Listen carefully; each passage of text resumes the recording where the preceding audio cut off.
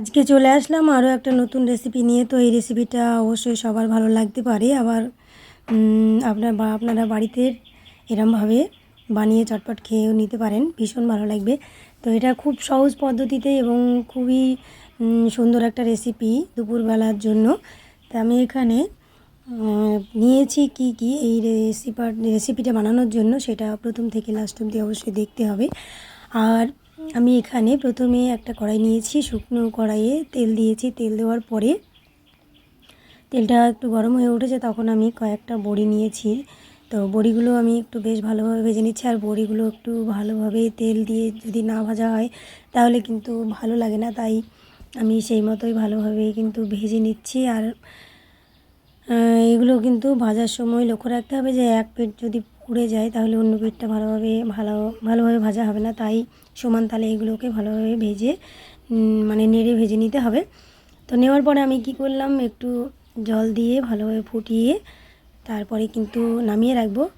আর এটা নামিয়ে রাখলে কি ওই পুরো যে জলটা আছে সেটা কিন্তু বড়ির ভিতরে ঢুকে যাবে, আর রান্নার পরে কিন্তু ভীষণ সুন্দর লাগবে। রান্নার সঙ্গেও তো দেওয়া হবে, তার সঙ্গে কিন্তু অনেক টেস্টফুল হবে, ভিতরে মশলাগুলো ঝাল মশলাগুলো ভালোভাবে ঢুকবে। তো আমি এখানে 2টো ডিম সিদ্ধ করা ছিল, তো এগুলো ভেজে আমি তুলে নিচ্ছি।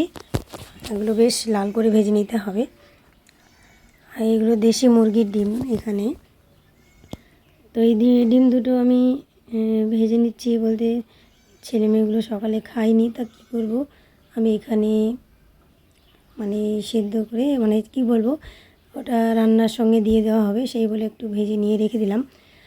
আর তারপরে আমি কড়াইতে ওই তেলের সঙ্গে গোটা জিরে ফোড়ন দিলাম। দেওয়ার সঙ্গে এখানে কাঁচা লঙ্কা আর পেঁয়াজ কুচোনো এগুলো দিয়ে আরও একটু ভালোভাবে নাড়াচাড়া করে নিয়ে আমি এখানে বেগুন আর আলু দেখুন কেটে নিয়ে পরিষ্কার করে ধুয়ে রেখেছিলাম, সেগুলো এর মধ্যে দিয়ে দিলাম। তো দিয়ে দেওয়ার পরে এবার এখানে একটু নাড়াচাড়া করে নিয়ে সঙ্গে স্বাদ মতো লবণ দিতে হবে। আর এটাও খেয়াল রাখতে হবে ওইখানে বড়িগুলো এখানে অ্যাড হবে, তো সেই মতো একটু বেশি করে লবণ ঝাল যা কিছু লাগে সেই মশলাগুলো দিয়ে দিতে হবে। তো সব কিছু একত্রে দেওয়ার পরে আমি এগুলোকে আরও ভালোভাবে একটু নাড়াচাড়া করে নিয়ে এটা দিলাম আদা পেস্ট। তো সব কিছু দেওয়ার পরে এটাকে বেশ একটু ভালোভাবে নাড়িয়ে নিচ্ছি। আর দেখুন নাড়িয়ে নেওয়ার কারণ হচ্ছে একটু ভালোভাবে মশলাগুলো মাখিয়ে নেওয়া। তো নেওয়ার পরে আমি এবার পরিমাণ মতো জল দিয়ে দিলাম, আর জলটাও সেই মতো দিতে হবে কেননা বড়িটা দেওয়া হবে। আর দেখুন এবার বড়িটাও আমি ঢেলে দিলাম।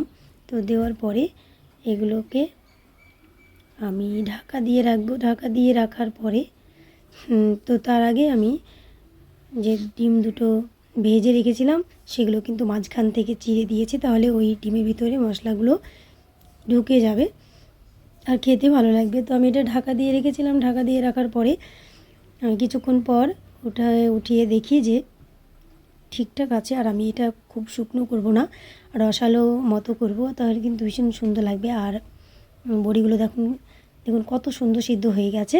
এটা যদি ডাইরেক্টলি ভেজে দিয়ে দিতাম তাহলে কিন্তু এত তাড়াতাড়ি এরকমভাবে সফটি হতো না। তো এই কারণেই ফার্স্টে বড়িটা ভেজে নেওয়ার পরে কিন্তু একটু জল দিলে ভালো হয়। তো দেখুন আমার রান্না তো কমপ্লিট। আর আপনাদের যদি ভালো লেগে থাকে তাহলে অবশ্যই আপনারাও আমার মতো ট্রাই করতে পারেন। আর ভালো থাকবেন সবাই। আর আমার আরও ভিডিও দেখার জন্য অবশ্যই আপনারা পাশে থাকবেন আর আমাদের জন্য দোয়া করবেন। আর আপনারাও খুব খুব ভালো থাকবেন। আর অশেষ ধন্যবাদ রইল আমার এই ভিডিওটিকে প্রথম থেকে লাস্ট অবধি যে ধৈর্য ধরে দেখলেন তার জন্য। থ্যাংক ইউ সবাইকে।